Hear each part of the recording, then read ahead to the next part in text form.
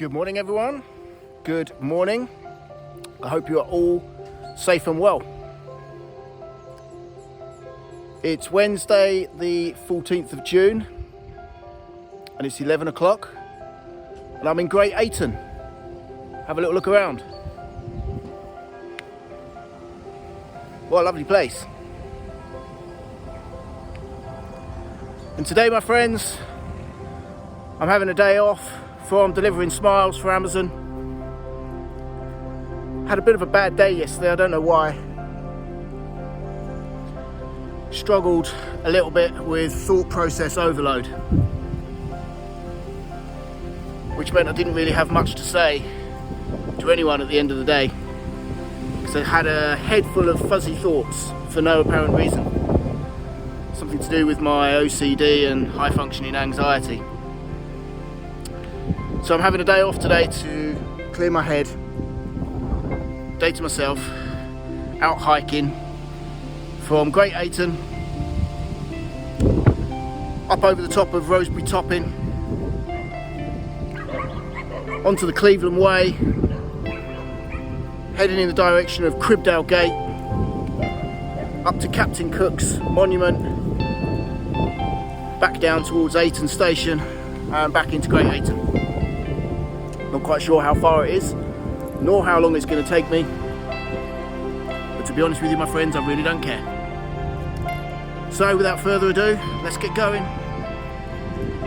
And why don't you join me on this beautiful late spring, early summer day, and let's go on a walk and talk, shall we?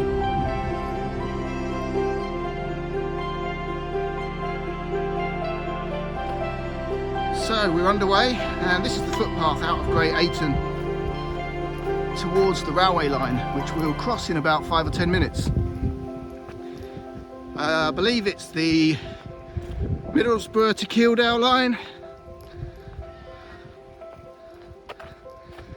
and it's lovely to see this footpath so passable, because sometimes after heavy rain and being at the foot of the North Yorkshire moors, it can be an absolute mud bath along here, and I've been along here sometimes when it's been ankle deep in mud. So to be able to enjoy it like today is an absolute blessing.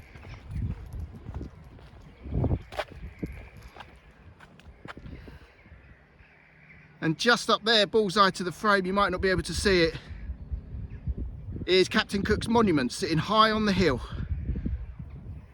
and that's where we'll be heading for in the latter third, maybe latter quarter of this hike. But first we've got to go up over the top of Roseberry Topping, and I'll show you that as soon as I can. In the meantime, just enjoy the lovely view.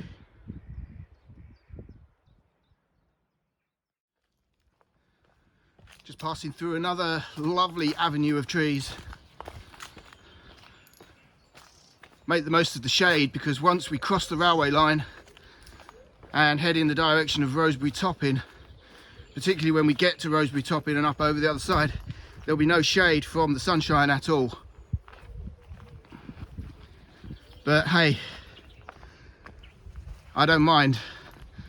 I've got the Italian genes, so I thrive in the warm weather. Look at these beautiful flowers. I'm not sure what they are, but I know someone that will know what they are, and that's Rich at Rich Explores. Check out his YouTube channel.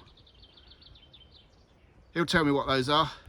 Rich at Rich Explores. What are those flowers, mate? Leave a comment below.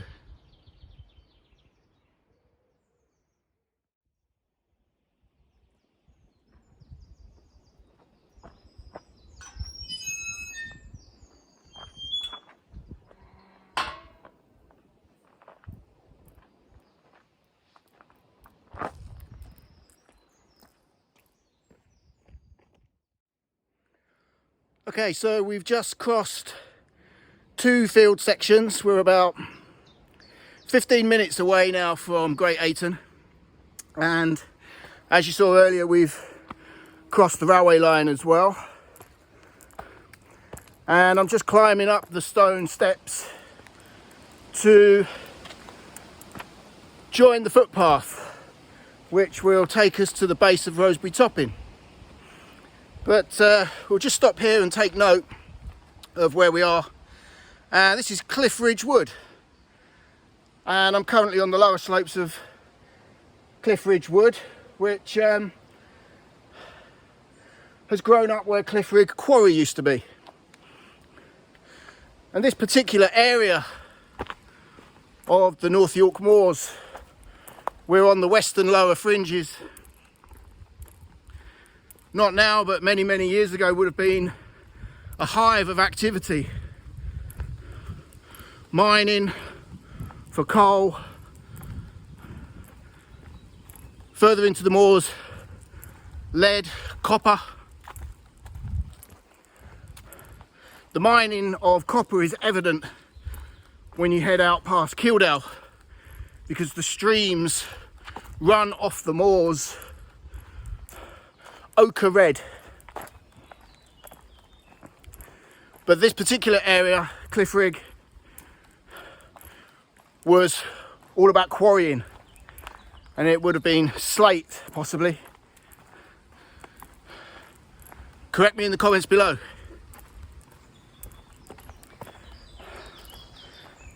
And this lovely tree shaded path which I'm walking upon now will be the last shaded area of the walk until we join this path a little bit further back that way and trace our steps back down to Great Ayton. So I'm just going to go steady away because it's warm already today. It was 26 degrees when I left Bertie Bolingo, my Bolingo van parked up in Great Ayton. And something worth noting, guys, I'll share this with you. If you fancy doing this walk or any walks out of Great Ayton, or even just visiting Great Ayton itself on a lovely summer's day, you can go down by the river, sit there and watch the ducks frolic and play.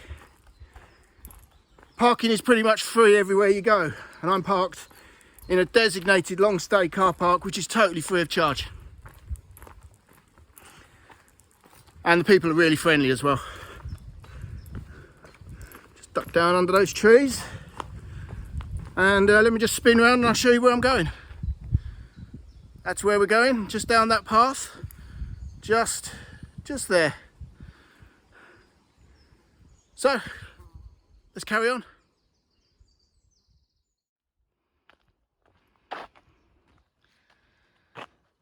So we're going to be pushing on down the path you can see in front of you now in the direction of the base or foot of Roseberry Topping. But before we push on down, let me just take you up here.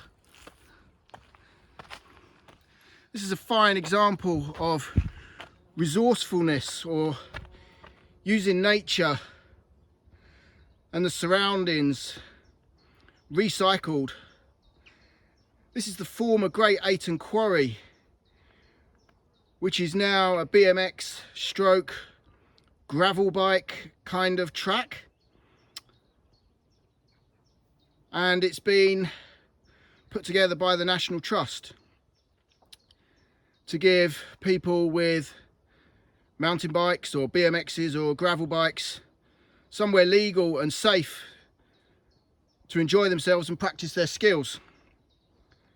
And as it was a former quarry, I'm guessing there's going to be some pretty good jumps. And to get to it, you just go up there. I've been up there once before, so if you are taking this walk out of Great Ayton, then go check it out. But in the meantime, we're going to push on down here and get a little bit more respite from the sun as we enter a little shaded area.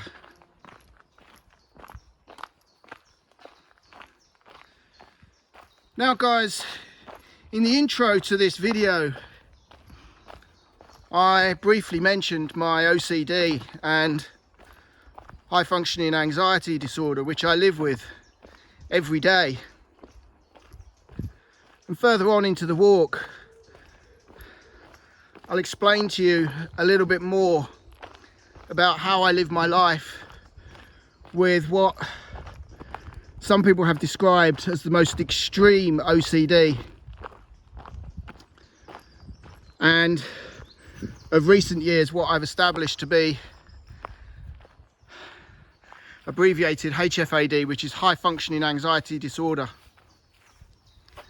And here's another interesting little signpost to check out, telling you all about Rig Quarry. So I'm going to push on. Please stay tuned, because I've got some really interesting stuff to discuss with you guys. And we're going to head through here and over this great little V-style before we start the climb up to Roseberry Topping. It's nice in here though. Look, the canopy of trees protecting me from the hot sunshine on this beautiful late spring and early summer day.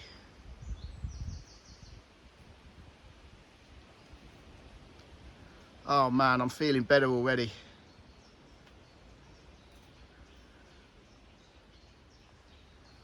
Connecting with nature. There's no better way to sort your shit out. So we're now on a roller coaster of a footpath, which will take us to the base or the footing of Roseberry Topping. So it's a good opportunity for me to just slow the pace down a little bit. I sometimes get a little bit carried away. I like to get things done, get from A to B to C to D. Sometimes I forget to slow things down and enjoy the journey. But anyway, as I'm walking steady away, let me just take you back to the previous conversation.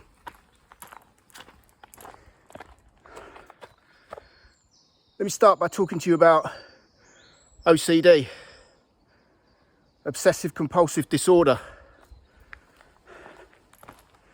It's staggering just how many people live their lives with OCD. Some of them subconsciously, with it only being observed by others, and others very, very consciously. I'm of the latter. I'm very aware of my behaviour, and I'm very aware of how people who don't know me that well look at me and try to unpack and perhaps then try and understand why I do the things that I do. As a young lad and as a teenager, believe it or not, I was always very particular about cleanliness and tidiness and organisation. When my older brother Simon left the family home, as a family of four, mum and dad, my brother and I, we had a little 2 up, 2 down in Stevenage, which my parents bought after we left the council house in Chels. But I've always, in my younger years, shared a bedroom with my brother. But anyway, when my brother left home, I had the bedroom to myself. And I had free rein on how I organised my bedroom and where everything would go and how I wanted it to be. And looking back, it wasn't a typical teenager's bedroom. Occasionally I go into Dylan's bedroom. It's a bomb site. I make sure that he gives his room a thorough clean and tidy once a week, but I also understand I have to allow Dylan to develop his own personality. And if I dived deep into his little world as a 13-year-old, I think it would possibly drive a big stake between us because he wouldn't understand my level of tidiness and organisation. So sometimes it's best for me to remove myself from other people's situations and how other people choose to live their lives, because mine is not normal compared to most. But to be honest, I wouldn't have it any other way, because it makes me the person I am. And I'm quite happy with that. What a lovely view over my shoulder as well. And just behind me there, you can see the path upon which I've been walking and talking. So, there you go, guys, cards on the table. Something a lot of you may not have known. But please stay with me and continue to walk with me on this walk and talk as I unpack and reveal further elements of my life and things that I do on a day-to-day basis that might possibly just blow your mind.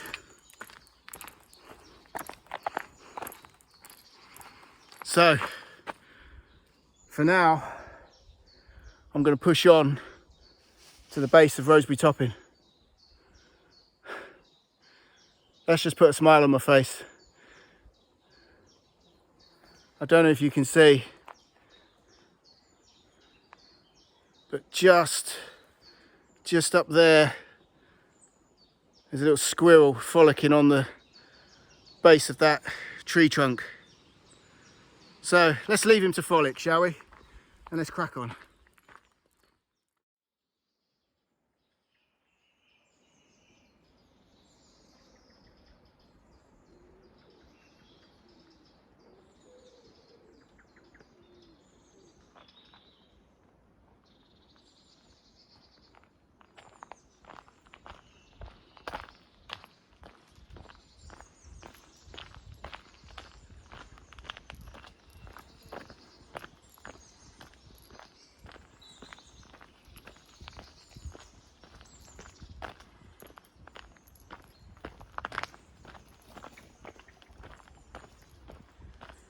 It won't be long now until we reach the path which connects the National Trust car park to the official climb of Roseberry Topping.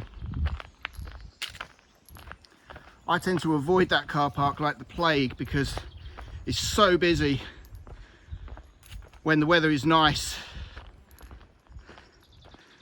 that you just find cars parked everywhere, all along the grass verge as well, causing damage. So if you've got the legs to do it, park in Great Ayton and take this little extended route to Roseberry Topping. You don't have to turn it into a circular like I'm doing today, because looking at the distance I've covered so far and the time it's taken me, I'm starting to think that this might be a 2 to 3 hour hike, and I fully understand that not everyone will enjoy that or even be capable of it. It's not a bad thing, by the way.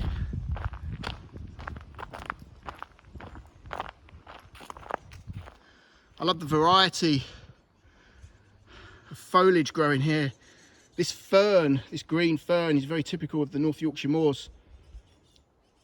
And on the eastern side of the North Yorkshire moors, as you walk the Cleveland Way, which I did a few years ago, you'll see it in Jurassic abundance. And down here you've got these beautiful little pink flowers.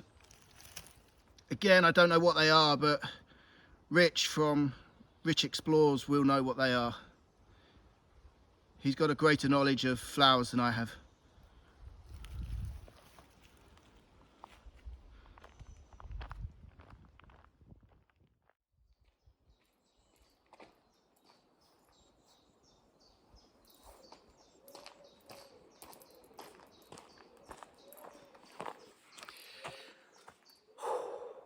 It's warm today,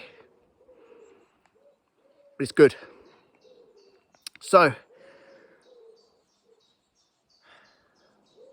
I've just stopped for a couple of minutes in this little shady snicket, and I'll start to unpack my life a bit more as someone who lives with OCD.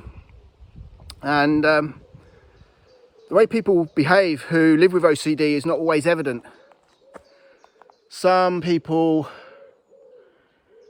can go through their lives without it being too noticeable. For me, it's very noticeable, and if you've ever been to my house, you will know that everything is spotless. Everything is organised. I can't sit down and relax if something's not how in my mind it should be or look, if that makes sense. Let me give you an example. A few years ago, Emily and I bought an old Victorian house in Barton that needed a lot of work doing. And we did pretty much all the work ourselves. So, as you can imagine, the quality and the standard of the renovation is of the highest I can possibly make it. But it's in the detail where my OCD kicks in, and we've replaced all the light switches and the plug sockets, and all the screws have to be aligned. I can't have one like that and one like that. They all have to be like that. I'm guessing some of you may be laughing right now. I'm guessing some of you may understand. And I also appreciate that some of you will maybe need some time to comprehend how or why someone lives like this.